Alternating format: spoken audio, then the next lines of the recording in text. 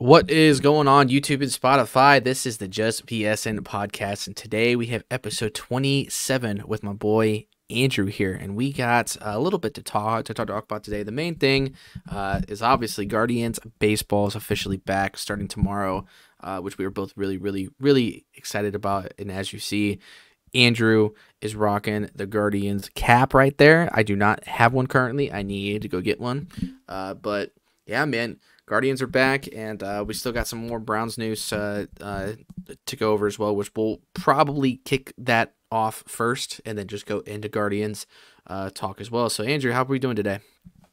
Man, feeling good.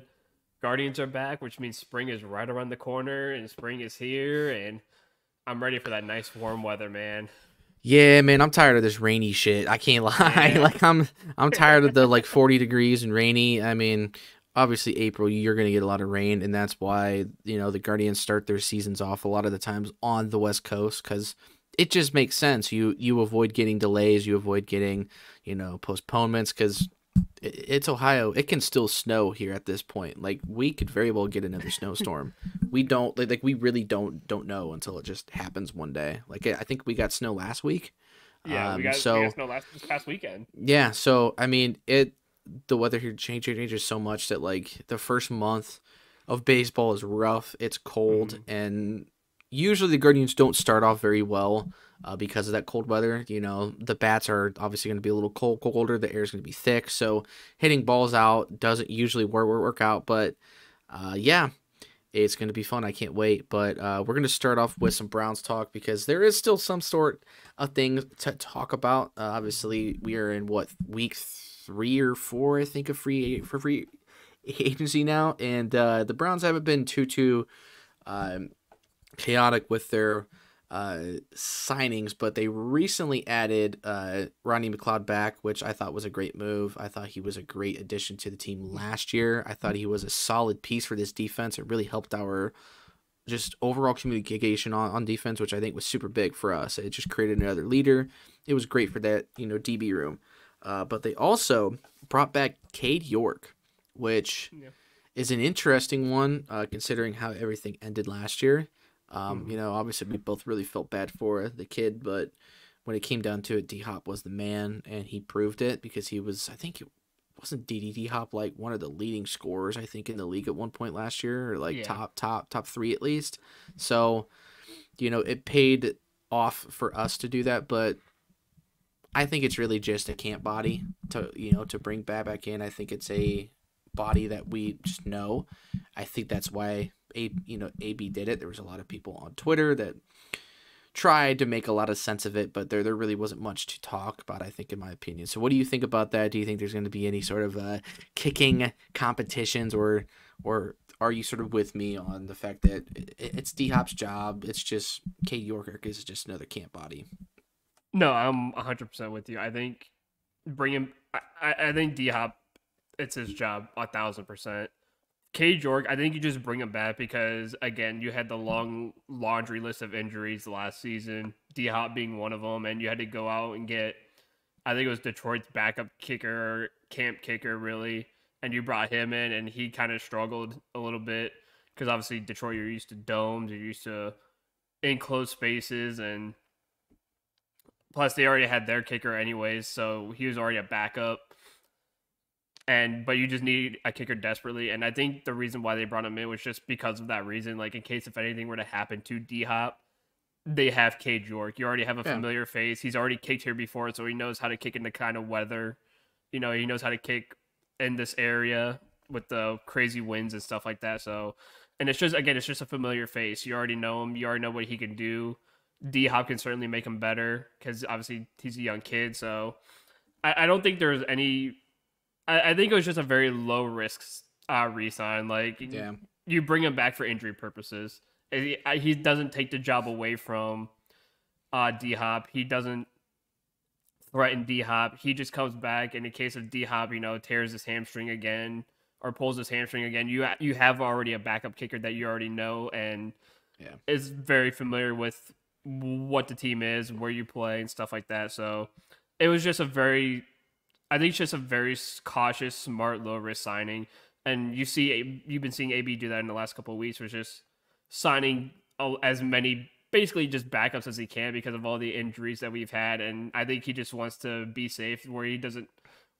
It makes his job easier during the season Yeah. where he doesn't have to go out and find people to try and hurry up and bring them in and get them ready for the next game like immediately after someone gets injured. So it's just another camp body that he just needs, and it's just going to be on the practice squad in case of any injuries happen.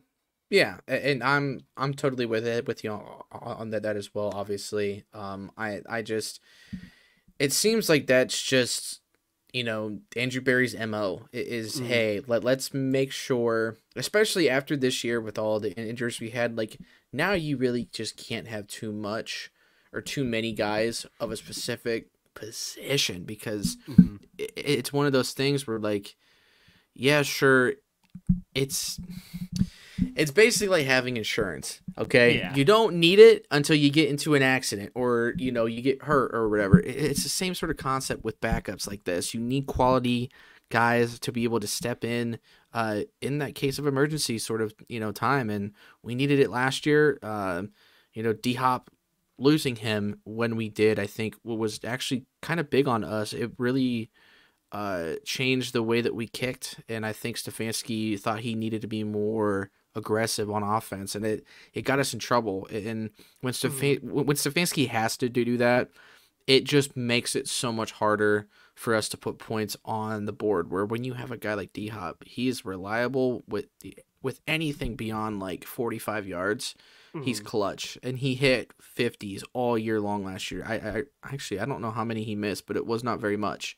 So point is like, yeah, D Hop's your guy, but at least you're bringing in somebody young, and you still give him a chance to be like, listen, everything that you're dealing with right now is all mental. That can be fixed. Let's just break you down a little bit. Let's not put too much on you, and we'll get you prepared for when that time comes. But hopefully we just won't need that, and D Hop will be there. So yeah, not too much going on there in terms of the free agency thing, but there is some news about a possible Coop extension, which is very intriguing considering we just extended Jerry Jeudy. And the talk last week for me was Jerry Jeudy is going to be the next predecessor of Amari Cooper. And now with talks of a possible deal, a possible extension, it sounds like after the draft. Very interesting. I didn't really necessarily expect that, especially when you have Nick Chubb's extension looming, and you got guys like Ward and Garrett and stuff who we have big deals right now on our books. So it's gonna be interesting because Coop's gonna want probably 3 years, 75 mil, based on the market. So I mean, unless you can get a hometown discount out of him, it's gonna be tough to bring him back, but he's also put up over 1,000 yards each season he's been here, so it's not like he hasn't produced. So I don't know. What do you think? Like, do you like the idea of bringing Coop back, or do you think it's just going to be the smarter decision to just go ahead and just let him walk and just continue to try to develop, in other avenues, I guess? Well, I don't think they bring him. I think they're bringing him back because obviously we don't know much of Yeah. where we are right now. And I think when it comes down to it, they might have talked to Coop, and Coop is probably realizing, like, hey, when the season starts, I'm going to be exactly 30 years old. Yeah. And I think where he is, I feel like he's happy where he is right now. I feel like he's happy in Cleveland, where I think he feels like he actually belongs in Cleveland and wants to be here. Yeah. And Me I too. think he's more willing to take more of a discount to be here and to keep this wide receiver room going, to keep this going, because obviously, like you said, we have Nick Chubb coming up. We have other guys we could probably extend or need to extend upcoming. But I think with Andrew Berry and how smart he is, and this is where people should never underestimate Andrew Berry, is the fact that he is restructuring every single one of these guys' contracts to make sure we have money. And I think we knew this in the beginning when we first signed Deshaun Watson, Yeah. is that he's going to get restructured every year and get less and less money. And I think now we're in a place where people are happy to be here. Deshaun's happy to be here. You know, Chubb is happy to be here. Garrett's happy to be here. Ward, hometown kid, loves being here. You know, I think Coop likes the environment he's been in. I think this is probably the best environment he has been in because of, you know, probably the Raiders were super toxic when he was in Oakland at the time, because they weren't that great back then. You have the toxicity of the Dallas Cowboys and everything looming around there, and Jerry Jones and ongoing stuff over there. So he probably was just in a bad spot there too. And now you're in Cleveland where things are more positive, things are more better fitting in a locker room. Everyone's getting along, everyone's getting together. You're in a happier space. You're in a more positive environment, and you can see this team going somewhere. Mm-hmm. And I think in the back of a lot of these guys' brains, this could be something special. Like, this team has the opportunity to go all the way if things go right. And I think everyone in the locker room, I think Barry knows it. I think Stefanski knows it. I think everybody knows it, that all the pieces are coming together. You just got screwed over by injuries last year when 90 fucking percent of your roster just went down out of nowhere. Like, yeah. I think if that didn't happen, we probably would have won a couple more games, and we've won 11 games. Yeah. Like, we probably could have won almost 12 to 13 games. So that tells you where this team is at. This team could dominate when healthy. And hence why they re-signed a lot of the guys back. Why we signed Hurst back, Shelby Harris, you know, Zadarius Smith back, because they see something in this club, in this team, and they're like, hey, look, we're going to stick around because we're going to figure this out. We're going to get it right. And I think Cooper is willing to take some kind of discount to be here. Yeah, I'm sure he would want a big extension. And I'm sure teams like Miami could give him that, or teams like New England who could use a star, you know, all these other teams who, you know, the Chargers who've lost both of their stars can maybe use an Amari Cooper. And I'm sure he could go there and make $100 million, 70 to 100 million. Yeah. And be a long-term deal. But I'm sure he's happy to take a few more years here at some kind of discount to be like, listen, I love where we are. I love the wide receiver room. We have elite receivers now. We have me, Jerry Jeudy, and Elijah Moore. And you could probably go and draft somebody. Yeah. And this team is coming together. Nick Chubb is going to be back. He's going to be healthy. You know, I think we're going to see how he runs in the next couple weeks and see what he does. I think once he's back fully, I think he misses a couple games, and I think once he's back fully healthy, everything's going to come together. Yeah. And I think he's willing to take some kind of discount to stay here. And I think that's why we heard, like, oh, the Cooper can be coming back on a longer deal. I think we know the reason why, and it's because Barry convinced him to stay here and take a discount because something special is going to happen. Absolutely. And, you know, again, and I even said this last week when everybody was bitching about, you know, the Jerry Jeudy deal, was the cap keeps going up, guys. Like, every 2 years, the cap's going up by like 20 mil, like 22 mil. It's been pretty much consistent for the most part, besides the COVID year. I think was the only year where the cap really couldn't go up because, I mean, they lost out on games, they lost out on revenue. It's going to happen. But after everything sort of came back to normal, everything went up because TV ratings went up because everybody wants to watch games at home now. And it's just, there's so much there that people aren't taking into consideration. And also with the way that Barry structures his deals, they're always back end heavy, and there's always room for restructure and all that stuff. Like, it's gonna happen. So I'm not too worried about the finer details. Barry knows that at the end of the day, he has to make sure he keeps guys that are gonna bring us quality ball every single time. And Coop's been pretty freaking healthy for us, you know, for the most part. He's rarely missed games for us, and that was a problem with him in Dallas. He used to miss like four games a year, every year in Dallas. And even, you know, with Oakland as well. So, like, we've gotten the best out of him so far. He's about to be 30, so I wouldn't see him going more than 3 years. And that's how I kind of feel about the Chubb deal as well. Like, whenever that does happen, it could even be discounted because of his injury. Like it's like it is a gamble at at the end of the day. Like, hey, you have come off now your second major knee injury. We can't really afford to give you a crap ton of money, sort of a Barkley sort of deal. But I don't think Chubb is really that concerned about that either. So like, even when that's the case, at the end of the day, what we are building is special, and I do agree with you with that. And that's why I think a lot of these guys want to or are willing to take these discounts. Like Za'Darius was cheaper than we thought. Like stuff like that doesn't just happen unless you are building something productive here, and all of the players are saying that. And now there's going to be talk about AB and Stefanski getting deals as well. That's a lock. We all knew after last year that was going to happen. I think honestly after the San Fran game, we were all like, extend Stefanski today. Like, extend him because he has earned it. He just won a game against the best team in the league with a XFL player at quarterback, and Yeah. there's just so much good going on right now. Like there's nothing to really complain about. Like if anybody is going to complain about anything, it's going to be the next thing that I want to talk about real quick, and that is the potential of a new stadium or having to build on the current one in downtown.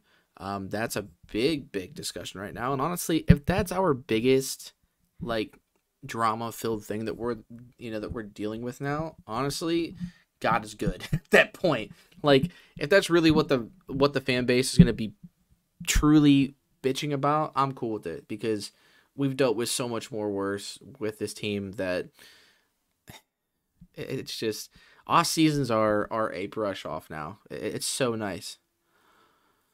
Yeah, and to be honest, dude, I don't really care what we do with the stadium. Like, I know a lot of people are like, "Oh, we need Brook Park. We need Dome right now. We need Brook Park Dome." Yeah, see, that's me. And like, personally. for me personally, I'm good with either or. And it's not because of I live in a downtown area. It's just because I just don't care. As long as I get to watch Cleveland Browns football. Because remember the last time this happened, the team went to Baltimore. Yeah. And I was like, when I heard rumblings of a new stadium in Cleveland, I'm like, shit, man, like, please do not let this be like another Baltimore situation where nothing can get done and to have like, all right, cool, we're going to ship this team to somewhere else and we're without football ever for another 7 years and we're without a team for another while. And I don't care what we do with the stadium because either way, and if you look at the dealings and stuff, either way, the stadiums are going to cost the same no matter what you do. Yeah. Whether you build a brand new stadium in Brook Park, it's going to be $1.3 billion. Whether you renovate the stadium, dome or no dome downtown, it's going to be $1.3 billion. So no matter what, it's going to cost the same. The only difference is the upkeep of those stadiums is going to be different. That's the only big difference. Yeah. And the thing is, too, is if we do renovate the stadium, I think I heard rumblings like the Haslams want to split it 50-50 with the city and the county. Mm-hmm. And if they build the newer stadium, they're willing to split it like, I think it's like 70-30 or like 80-20 or something with the city and the county. But I think it comes down to just simple negotiations like, hey, look, if you want the dome over top, you could build a retractable roof over top. Yeah. Like if that's the only thing that's keeping you guys away is just you want a dome, just tell the city like, hey, listen, we'll take majority of the pay to as long as again we'll bring it back to like the 70-30 or whatever. The Haslams will pay 70%. The city will pay 30%. We'll just put We'll put a retractable roof over top of Cleveland Brown Stadium in downtown. And we'll renovate the lakefront. Yeah. And because that's also a part of the deal is renovating the lakefront too and making that look better and nicer. Which I think, honestly, that would be even better for businesses running because now more people will want to come downtown and hang out and go see it. So. For me personally, I think that would be more of a win but also too, it's a big win too because again, going to Brook Park, you're next to the airport, you're next to the IX Center, you're next to you're Korea? Yeah. you're 2 miles away from Berea where Yeah. the offices are and the Yeah. practice facilities. So you're also 2 miles away, 5 minutes away down the street from Yeah. your practice facilities. So there's incentives everywhere. The only downside is like I think downtown Cleveland is more centralized. I think the stadium's a little bit easier to get to, and well, it'd be easier to get to in either way. Yeah. But I think the only downside to the people wanting or keeping it downtown is more of the parking prices. I was just gonna say that's I think probably my biggest complaint. and I think that's everyone's biggest. I think that's the only complaint is like if you could at least reduce the prices of parking in downtown, people would have no problems coming. Yeah. And I think there might be more of a change because with the renovations coming to downtown stadium, I think they're supposed to add like a couple more garages, and they're supposed to add like more like available parking, so that might help the cost go down of parking. And I think that's the reason why prices are high in Mhm. downtown is because the parking is restricted, and there's a lot more restricted parking, and so it's a lot harder to find Yeah. spaces, and it's harder to park in the street because it fills up so fast. Yeah. But I either way, I'm okay with either or. I have no complaints because I'm already in downtown. So if they renovate the one, okay, cool. It's an easy 2-second walk from my building. Right. If it's in Brook Park, it's a 10-minute drive. So either Yeah. way, it has no bearings on me whatsoever. As I just want, I like as a normal fan, I just want an answer of what's going to happen, so I know what to expect and Yeah. how I can prepare for it. And it's something simple. I mean, look at Chicago. Chicago's been dealing with this for the last year or so. They were supposed to go outside the city. I think it's called like Arlington Park. They're supposed to go outside of the city. And then downtown Chicago was like, hey, no, wait. We want to keep you here. So what we'll do is we'll do this to keep you here. And the Chicago Bears were like, okay, so we're going to stay downtown, but we're going to move like a little bit away from where Soldier Field is, but we're going Yeah. to move it like a little bit away. Yeah. But it's still in downtown and stuff. Yeah. And that might happen too, where it's like the Hasels might be like, okay, look, we'll stay downtown. We'll just renovate the current stadium, and that'll be that. Right. And whether it's a dome or not, people will still show up. Yeah. I mean, and that's the thing too. Like people will show up. Yeah. But I just think, like for me personally, first of all, I definitely want the dome. Whether it ends up being a full dome or a simple retractable dome, which honestly I think is preferred because on those nice days you do want it open, and then when it's disgusting out, freaking close it. I'm really tired of being those fans that have to say, oh, it's a home field advantage to have the weather, the weather that we have. It's like, well, we still lose in that weather too. So like, Yeah. it's not really a home field advantage. It's more of just a, hey, don't lose at home. And I just don't want us to have to be put in that particular spot. But for me, I'm kind of more of a fan of the Brook Park thing, just because, dude, I really do hate the way that parking is downtown, and I can't think of ways to improve it beyond simply building more garages and just trying to lower prices. Because other than that, I mean, I usually park at the same place, which is the Renaissance Hotel, I think, which is still like a mile or so walk, which is not even the big deal. It's right near the square, which means traffic getting in and out is a bitch, and it's just not fun, especially if you are leaving the game as soon as it ends. Like, even if you leave a game early, good luck getting out within 10 minutes, because it's going to be longer. And if you get out when the game ends, when everybody else is late leaving, you're going to be stuck in that parking garage for an hour at times. It's not fun. So if they can somehow fix the part of the parking, I'm down for it to stay in downtown. I love downtown Cleveland. I think going to Cavs games are fun. Progressive Field is so much fun to go to. But if you have a chance to even make possibly a bigger stadium, where instead of having 65,000, it's 80,000 people, dude, I want that all day long because that's Mhm. real. That's the real home field advantage for me as It's Browns the fans fans. packing stadiums like that. Like, could you imagine if the Browns can somehow get a stadium that's like almost as big as like Ohio State Stadium where they can hold 100, plus thousand people.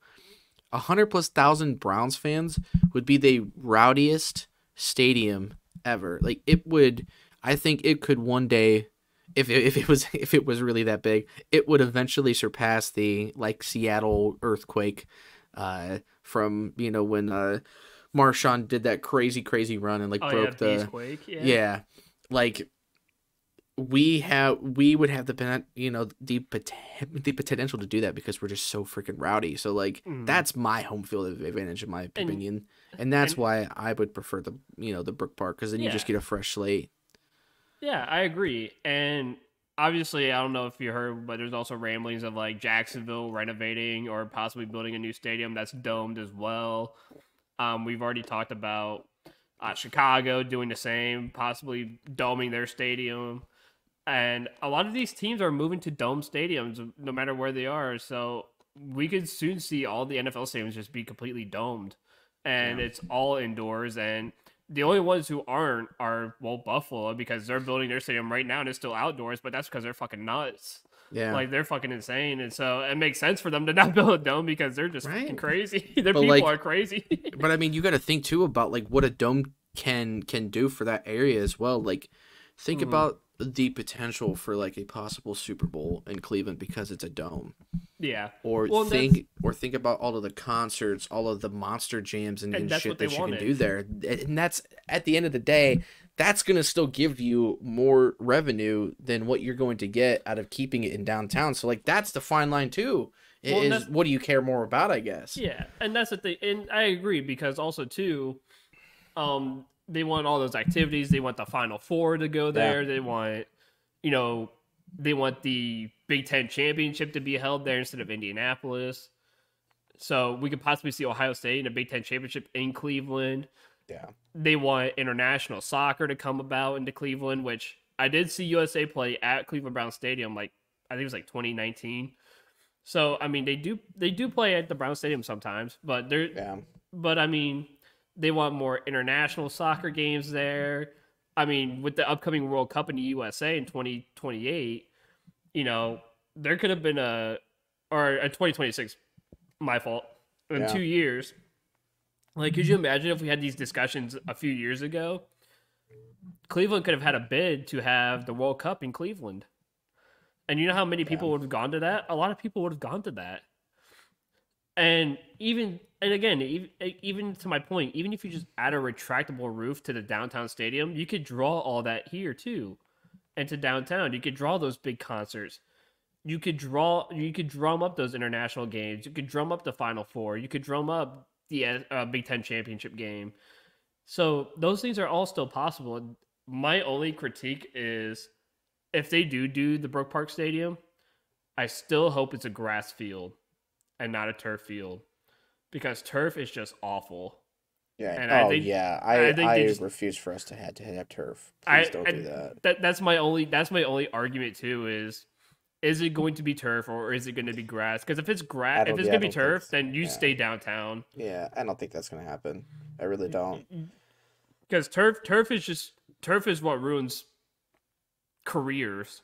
You see, I mean, look at the Giants. Nobody wants to go to MetLife because every time people go to MetLife, they get fucking injured. Aaron Rodgers in his first game as a only played 2 snaps and before he fucking tweaked his ankle and was out for a season. So I think they need to do away with the turf in the NFL, and especially too like with the MLS playing some of these games being in NFL stadiums like Charlotte, Seattle, Atlanta.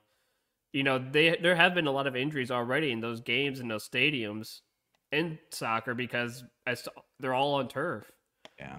except for Charlotte. I think Charlotte just moved to grass, so that's kind of nice. Yeah. But So it's yeah. also, it's a downside. So yeah, I mean it's one of those discussions that is going to be had until it's finally made, which God knows when the hell they're going to end up It could be a spring. agreeing. Yeah, like it could be a while before we really have a true decision on like when things are going to start getting rolling. I And would have to it's be soon because the lease is over in 2028. yeah. So I mean, they gotta figure it the f out. They gotta They jump on do. it like now because that's why like they're probably gonna decide on it probably in the next couple of months because Yeah. it's gonna take Because you I mean, you need time to build anyway. it's gonna take you about 4 years to build that stadium. So it's gonna take you until the lease is over to get that stadium done. I mean, I don't know if it's gonna take that long. It'll take Let you me at least see. 2 to 3. It might take you 2 to 3 years because you gotta dig everything up. You gotta close some highways down. You gotta do so much to that. I want to see how long it took. So it took 40 months for them to make the Las Vegas stadium, I think. So that's about 3.5 years. Yeah, okay. So yeah, you're really not far off. Wow, that's crazy to think. So But it's I gonna mean, take it is a huge stadium. I mean, it's gonna there's a take lot that goes into yeah. it. It's gonna take you until the lease is over. So if you're gonna do it, you have to decide on it this spring, so that way you Yeah. could start breaking ground, Yeah. and at least the team has somewhere to play for the next 3.5, 4 years. So that way, they don't have to move anywhere. You can stay in the Yeah. downtown stadium, but again, if you renovate, you can at least still play in the stadium as renovations are going on. Right. Exactly. So yeah, I mean, it's gonna be intriguing to see what they end up deciding on. Now I do want to say I don't think Jimmy Haslam is just gonna sell the team and just let us walk. Like No, no, no, no. I don't think it's gonna be another Art Modell thing. So Cleveland is always gonna have a football team. It's one of the few places I think that still deserves a team here. So I don't see that happening at all. So I'm not concerned with that at all. It's just a matter of what they do with the stadium. So yeah, we'll see how that goes. But the big topic here and what we're going to sort of end on is Guardians baseball, which we obviously discussed here earlier. But yeah, we are back tomorrow against the A's. The season is officially starting off tomorrow. Obviously, our opening day isn't until like April 8th, I think, which is obviously the day of the eclipse. So I guess our opening day is going to be when the world ends again because that's everybody's freak out right now. But we already know the current starting pitching matchups for the first 4 games or the first series, I guess, with the A's, and it looks like Bieber is going to be the ace again, which comes as no surprise. Shane Bieber's is, the guy. I think he's lost a little bit of velocity over the years, but he is still a very, very quality guy. He's just battled a lot of injuries lately, but it sounds like he's had a pretty solid offseason and a pretty solid spring. So I'm really more excited about the hitting aspect and honestly seeing what our GM has got. I mean, he's a first-year guy. I'm really curious to see what he does with some of these lineups as the season progresses. Yeah, no, I'm interested in to see what Stephen Vogt does with the team as, again, the new manager taking over for Tito Francona. And, again, younger manager, very young baseball team. I think it's smart to have a young manager come in. I mean, the guy was retired for only 2 years. Yeah. And so he's freshly retired. He worked in the bullpen, I think, in Seattle. He's like a bullpen coach last year in Seattle. Brought him in as our manager. And like you said, I'm interested in see what he does with a lot of these lineups. Yeah, Thursday or tomorrow, Shane Bieber gets to start. I mean, again, he's your ace. He's the best pitcher you have on your team. And like you said, he did lose a lot of that velocity because of those shoulder injuries he's had over the last couple of years. But from what I've heard, this spring training, it looks like he got some velocity back, and so he finally got some zip back on the ball, which is always good to hear that he's getting some zip back on the baseball. And Yeah. I think he's had a great spring training, and I think he's ready to go this year. And I mean, you got Bieber Thursday, Friday, and Saturday. You got the 2 young kids. You got Logan Allen on Friday and Tanner Bybee on Saturday. And then you get Carlos Carrasco on Sunday. So he's back. Cookie Carrasco back in the Guardians uniform. And then they said McKenzie will start Monday. Yeah. Because he's starting tonight. Yeah, because he pitched last night in the final spring training game. So He's already pitched yesterday. He had like 7 strikeouts in like 3 innings, which is already insane. Yeah. And so McKenzie will be back on Monday. And yeah, I mean, I'm ready to see. The other news too is I saw this earlier that Miles Straw will start the season in Columbus Yeah, I saw that because too. I'm really he glad for was that. he was put on waivers, and because he was put on waivers, they want to keep him on the team still Yeah. because they think because obviously he's a Gold Glove center fielder, and you don't want to lose a Gold Glove center fielder. But when you brought him in from Houston a couple seasons ago, he was a great hitter. He was batting like 290 when you brought him in. And for some reason, the year before or last year and the season prior, he just couldn't hit shit. Yeah. He was batting around like 230 2 seasons ago, and then last year he was batting like barely 200. Yeah. And yeah, he's a Gold Glove center fielder, but you need him to get back to where he was when you brought him in. That when he was at 290, almost batting 300 like Stephen Kwan. Yeah. So I think it was smart to send him down to put him on waivers and bring him into the minor league system to get him back to where he was. So I think that's a great start for Now, Maelstrom. yeah, so do we know the actual lineup for tomorrow yet, or is that not been put out yet? Because I haven't seen anything yet. That's not been put out yet. Usually they don't put the Okay. lineup out until like a couple hours before first pitch. Yeah. So we probably won't know until like 7 p.m. tomorrow because it's going to be a I was 10. about to say, yeah, that's definitely gonna be a 10 p.m. game. It's a 10 p. Yeah, the first couple of games are going to be like I think it's 10 p.m. then 9:40, then the next two are like 6 o'clock games. Well, and what sucks too is I don't have Bally yet, so like, I'm getting ready to start a new job here next week. So your boy's gonna be making a little bit more money now, which will be great. So with that, I will probably just end up getting Bally Sports because it's only like $20 a month or some shit. So Well, I definitely want to try to keep up on baseball. Well, Bally Sports, this is going to be their last year because Jesus. everyone has already left Bally Sports. The teams who have yet to leave Bally Sports are Cleveland, Minnesota, and I can't remember the other team.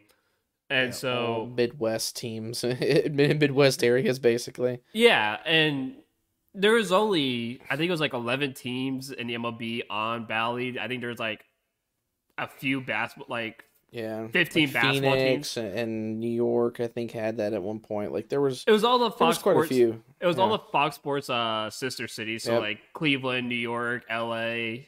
Yep. Oak, Fox Sports should have never gave in, man, because STO was goated, man. STO STO was was so good. great. It was so good. And then still having Fox Sports for like the Cavs and stuff. Just having It these was easier- teams on cable was what it was. It was easier to access, and like if you just had a basic cable service like Hulu or something, you could watch the games. Yeah. And I missed that because I used to just like when we got rid of cable and like I could always just go on Hulu and still watch the Cavs games. I could still go on Hulu and watch the Guardians YouTube games. TV will. I mean, at that point, YouTube TV would be go to. That's why I don't know why.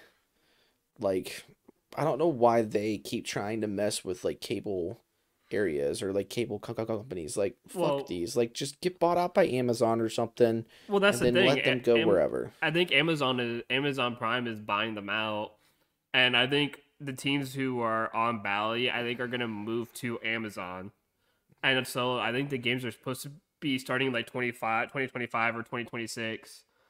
Or yeah, I think it might be next season. All the games will be on like Amazon Prime. Right. So like the Cavs would be on Amazon, the Guardians would be on Amazon. Which would be great because everybody has Prime. I mean, everybody everyone has Prime has- Video. Well, that's the thing. Everyone has Prime Video, so it's easy. Again, it'd be easier to access Yeah. all the games, and I could go on Prime and watch the Guardians play, and I don't have to worry about getting Bally Sports or finding As a long as- third-party streaming site.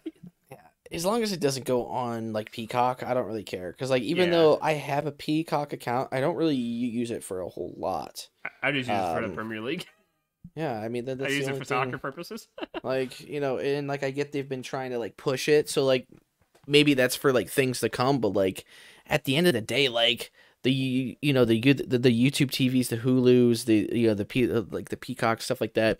That's what is getting teams to start playing on now. Like that's what everybody's playing on. Yeah. The cable will literally die in like 5 years, if not less than that, because there's just no point in it. I just wish Fox Sports would buy back Yeah.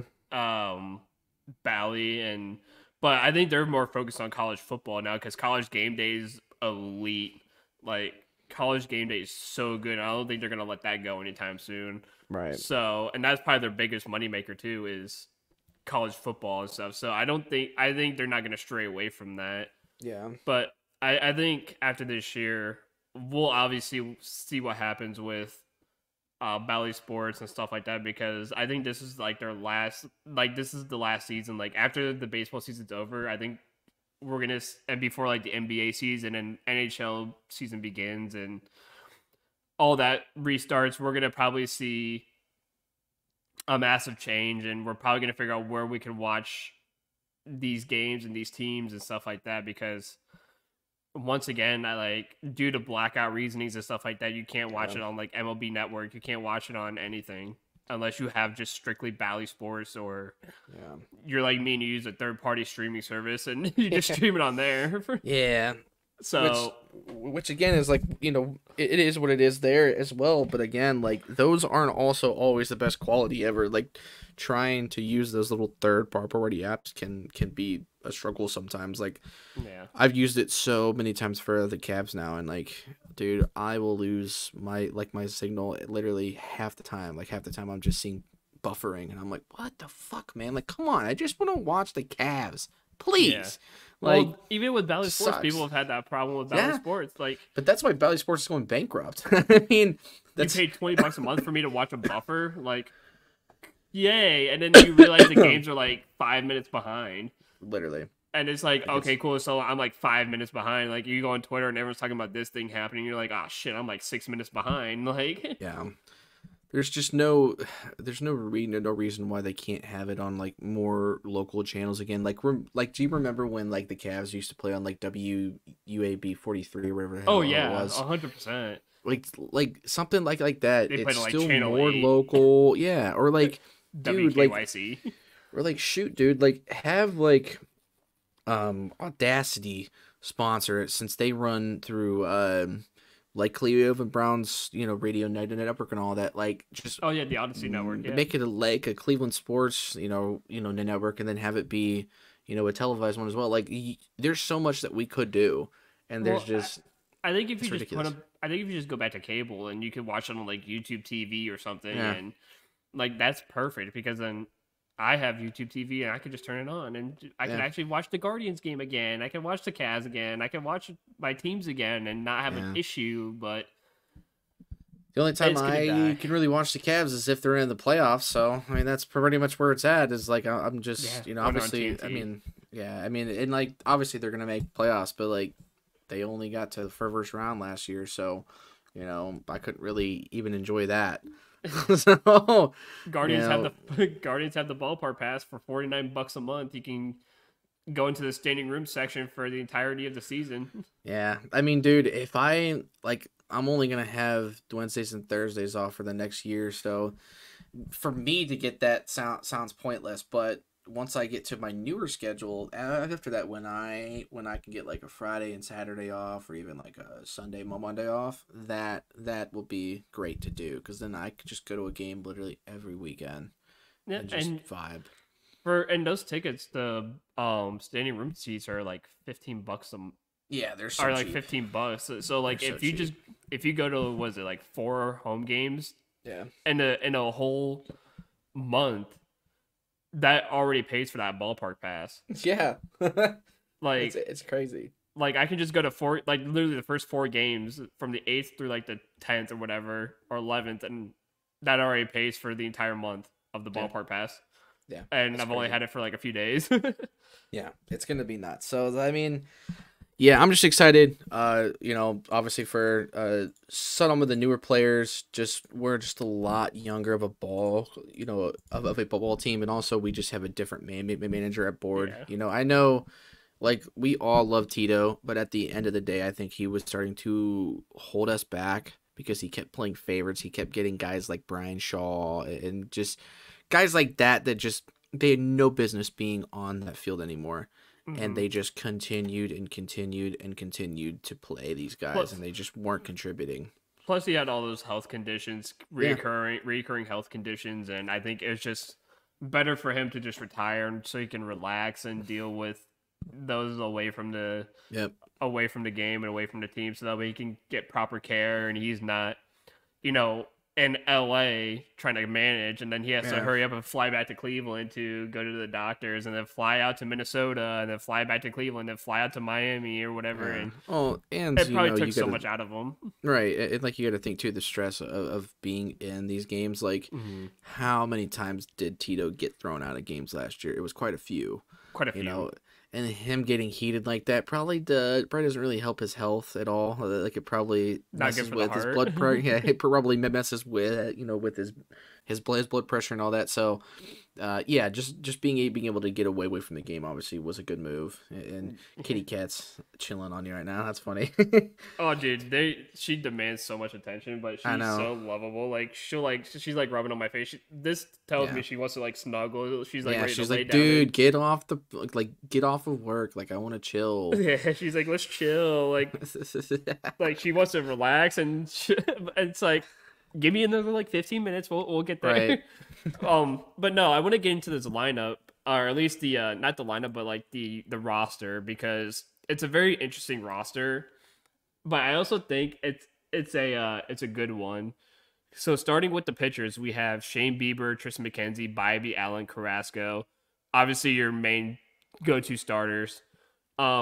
Which Gavin Williams would be on here, but Gavin Williams is injured right now, so he's going to start out in AAA because of his injury. So he'll be up soon enough. And then you have I think his name is Tyler Beatty, who is another young, talented pitcher. Again, I heard he's supposed to be like a stud pitcher. He's supposed to be really, really good. So we're going to see how he handles it. Obviously, you have the best closer in baseball in Emmanuel Clase. Barlow, Nick Sandlin, Eli Morgan, Tyler Herron, and Hunter Gaddis. And you have Cade Smith or an external addition. So pitching, same as always, really, really fucking good. Bullpen, really fucking good. No issues there in that regard. And honestly, we should definitely hit the ball a lot better this year with a little bit more power. Yeah. With some of the guys that we have brought in, and also just the talent that we have. Like, even once you eventually, because I mean, DeLautner is gonna eventually get up here. It's everybody was kind of geeking out, but you got to remember. I remember he came from like the Lake County Captains last year. Or like 2 years ago, he was on there. So he's at Double A right now, I think, in Akron. So yeah, he's just got to get his feet wet in the minors. He's just a little bit longer. He started last season in Lake County, and then he ended the season with Akron. And he had a fantastic spring training. Like, he was destroying the ball. Oh yeah. But again, like you said, he only had, I think it was like 50 games in Double A. Yeah. So he only played like barely even the last half of the season in Double A. I mean, everybody good that we've ever had or do currently have always started in Double A. I mean, think about just the players alone. Lindor. Jose, Naylor's, little brother Bo. I think even Lindor played a little bit. Came from Double Akron. A. So I remember when Lindor was on the Arrows, when we were still called that, and he was dominating. And then he finally got caught up to the majors, and I mean, looking at him now, he's still a baller. But moving to the hitters. Speaking of which, Bo Naylor. Going to the catchers, we have Bo Naylor, Austin Hedges, who is now back with the club again, and David Fry, which David Fry is a solid hybrid player that can play anywhere besides some infield. Played catcher, plays first, plays outfield if you need him to play in the outfield. He'll play fucking anywhere. Yep. All right, solid. Your infielders, you have he's a good hitter too. Your infielders, you have Jose, Jimenez, Rocchio, Arias, and Naylor. So again, Rocchio and Arias going to probably interchange from at shortstop. Naylor at first, Jose third, Jimenez at second. Again, Rocchio and Arias kind of interchanging in at shortstop. Both, again, Rocchio and Arias, solid hitters. And they'll probably a lot better defensively than Ahmed Rosario. Yeah. And then finally in the outfield, you have Stephen Kwan, Will Brennan, Ramon Laureano, Florial, who came up from AAA. Yeah. And Tyler Freeman. Tyler Freeman most likely taking the spot of Miles Straw in center field. So your outfield is probably going to start out with Quan and left, Freeman in right, or Freeman in center, and then Ramon Laureano in right field, which is not a bad outfield. I mean, again, No, that's not. all these guys are Very young too. they're young, but again, too, these guys are not power hitters. They're just good contact hitters who can who can hit the ball well and get on base. So you're not, again, like last year, you're probably not going to see a whole lot of dingers and balls leaving the yard. Yeah. Unless it's from Jose or Naylor or Bo, or if you bring up Kyle Manzardo from AAA, which again, all the hype around Kyle Manzardo around spring training, he balled out in spring training. But again, he's got to go back to AAA because he just needs a little bit more time. And I mean, obviously, I think him and Chase DeLauder are going to come up like within the first couple months of the season. Like, I guarantee you, probably by June, you'll see Manzardo and DeLauder on the Guardians lineup. Yeah. And because they're going to be killing it in AAA and AA. So, and plus, too, I think from what I've been told or what I've heard is that they kept them in the minors, too, for team control. Mm-hmm. So if they stay in the minors for, I think it's like a certain amount of time, they get another year of control on their contracts. So I think that's another reason why they got sent back down to the minors. It's not because they're not good enough. It's because they want to keep them for, it adds basically another year to their contract. So that's another reason why they sent those two down to the minors again, is so they can have control of their contracts and add another year to it. But that's the roster so far. Again, we don't know the starting day lineup until tomorrow, probably around like 7 o'clock because it's a 10 p.m. game due to being in Oakland. But the lineup is looking good. The team's looking good. It's a very, very young team, very young organization. But I tell you what, pitching is dominant. This hitting is not going to be powerful, but it's going to be exciting because this team can spread the ball around the ballpark hitting wise.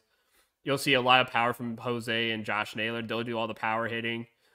Everyone else will just get on base for them two driving runs. And it's going to be a fun, exciting season. I think the Guardians are going to be heavily underrated. I think the only person who didn't underrate him was this Instagram page called All Sports News or whatever. Mm-hmm. I think he had him like 6 or he had him like top 10 in his like tier list or whatever. And he's like, don't sleep on this team because they may not be powerful, but they always find ways to win. And this team will always find a way to get to the top and get to the playoffs. And he's not wrong because 2 years ago, we were supposed to be last place in the division. We won the division and made the playoffs. And we won the first playoff series and almost beat the Yankees. Yeah. So it's not out of the question that this team can do something crazy and do something special and win the division and make the playoffs. Right. Like, they can easily be a 90-plus win team. Like, that's very in the cards. Reasonable, especially in this division where this division really hasn't gotten too crazy. I think Minnesota continues to get overhyped at season after season because they're not that great. Like, if you look at their roster, it's not good. We always seem to have issues with them, though, for whatever reason, and they're usually never that great. But, like, it sounds like I don't really think Chicago has done too much. I don't really pay attention to other teams, to be honest with you, dude. Like, I don't really care about anybody else but the Guardians. So Chicago blew up their roster. So Chicago's rebuild mode now. They blew up their entire roster. I feel like they just did that a few years ago. They did, and they re-blew it up. There's been talks of moving them out of Chicago because they just can't do shit. So the White Sox blew it up. Kansas City spent their entire salary on Bobby Witt Jr. They just gave him a big like 10-year like $200 million deal. So they have no money anymore, and that's where all their money went. They have solid pitching, but again, solid pitching and one good guy is not probably going to get you anywhere. So again, they've been overhyped all season. Everyone's like, oh, they could possibly win the division too. They're probably going to be fighting for last place too. Yeah. Detroit, again, I think Detroit is like the Guardians. They're very young and they have the capabilities of being a really fucking good ball club. And then it all depends on Javi Baez, one player. If he has a good season, that team will make the playoffs. Yeah. If he has a bad season like he has in the last 2 years, that team is again fighting for last place in the division. And then it leaves just the Guardians and the Twins, and it's basically the battle of mid. Whoever is the least mid team is going to make the playoffs. Yeah. Oh yeah. Yeah. I mean, that's pretty much how it's always been in this division, like in this division. So I'm not really like too overly concerned. I think it's No. like it's one of those divisions that's always sort of wide open, and it really just depends on who decides to come out hot and who decides to like start playing very well. Because that's the thing about teams, especially after last year, man. I mean, you look at a team like Arizona; they were a team that went under the radar all season long, and, And made it and to as World the Series. season and just as the season progressed, they got better and better and better because all of these young guys started clicking. And dude, Yeah. that's the name of the game in baseball. Like the young teams that click and just have solid freaking coaching, like that's what is going to win you a World Series around here. So I think that's why it was very key for us to not only move on from from Tito, but to move on from guys like Lindor a few years ago and just doing what we've done. Like we've never really, it's never really like affected us in a bad way. Like even with all of the aces that that we've lost, quote unquote, like when we lost Kluber or when we lost fucking Cliff Lee and CC Sabathia and all these guys. Like sure, some of those guys did end up winning World Series, but like even Andrew Miller, like we got the literal best out of him, and then he was done after he was done in like what 17 or 8 or 18, I think is when his last year was. The only one that I can really think of that's done really well for us that was like a big loss was Brantley. Like Michael Brantley, Brantley won a World Series with Houston, so like obviously he was able to do everything, but he was always just a consistent player. That dude never was bad, like literally ever. He was never a horrible player. He was always been like 300. He was always fucking just good. a solid player. It was really sad to see he retired this year, but also deserved. But yeah, and the cool thing about the Guardians is we still have our key guys in Jose. We just have solid pieces, and we have a lot of really young, talented kids that are gonna come up here and really prove their worth. And I'm just really excited to see who ends up being the guys that seem to click a little more and truly vibe with this team, especially guys like Bo Naylor. Like getting to see him being the actual guy is wonderful after the shit we dealt with last year. Yeah. No, and I think the one thing that people keep forgetting is that this farm system is absolutely it's one of the best. It's fucking loaded. Like we still have pitching talent in Columbus and Akron and Lake County. We have great hitting, great catching. Like we have again, all three teams, Lake County to Akron to Columbus, it's just loaded with players who could easily just come up and make an instant impact. Yeah. Yeah. So I mean, our farm system has always been incredible. We really traded Aaron Savali last year to Tampa Bay for their number 1 prospect, and then I think he was like the number 4 prospect in the league. Yeah. And it was Tampa Bay's number 1, and that's Kyle Manzardo. And he's literally starting off in AAA. And like I said, him and Chase DeLauder are going to come up within the next month or two. Yeah, and they're just going to absolutely wreck shit. Yeah, it's going to be so much fun. And they're power hitters too. Yeah, so I'm really excited to see when they can finally start to get the green lights and just moving away from the Miles Straws and just the guys that they were here but they weren't necessarily needed. Like they were just get rid of Miles here Straw. Because Tito liked them, and then I'm just glad that favoritism is gone. Yeah, same, because then Miles Straw is going to fade away, and then you have Manzardo, who him and Josh Naylor will go back and forth between DH and first base. So you'll have what was supposed to be Josh Bell last year was Josh Bell and Naylor supposed to be switching on and off from DH to first base. But now that's going to be Manzardo and Josh Naylor. One's going to play first base one day and one's going to be DH. Then the next day they're going to switch. And that's going to be nice too because they're both insane hitters. They're both hitting with power. They're batting 300. That's gonna wreck the league. Yep. Oh man. All right, guys. Well, yeah, Guardians baseball starting tomorrow. I'm I'm excited to see how the guys do. Obviously, it's going to be a late game, so I'm honestly probably not even. Well, actually, I might be awake for it because tomorrow is my last day for Leaf Filter, so I can stay up however fucking long I want. Hell So yeah. that's what I'm probably going to do. But yeah, that's pretty much going to do it for us, guys. Next week I would assume more, Guardians, and hopefully some more Cavs talk because I know playoffs are getting ready to start up here pretty soon. I know Donovan Mitchell is set to come back probably next week, I think. They said After Friday. yeah. So I mean that that could probably be a thing. I'm totally cool with them kind of letting him slowly come back. Just we need him healthy for the playoffs straight up. So that'll be a big conversation for next week, especially after seeing him play. Just seeing sort of the landscape of how this Cavs team is starting to look because they got embarrassed by Miami earlier this week, and then they won a nice game against Charlotte, after that. So been a weird few weeks for the Cavs. So we'll see how they play out this weekend. But yeah, that is going to do it for us, guys. Andrew, do you got anything else for me before we log off? Yeah, man. Let's go Guardians. Let's go Guardians. All right, guys. We will see you guys next week.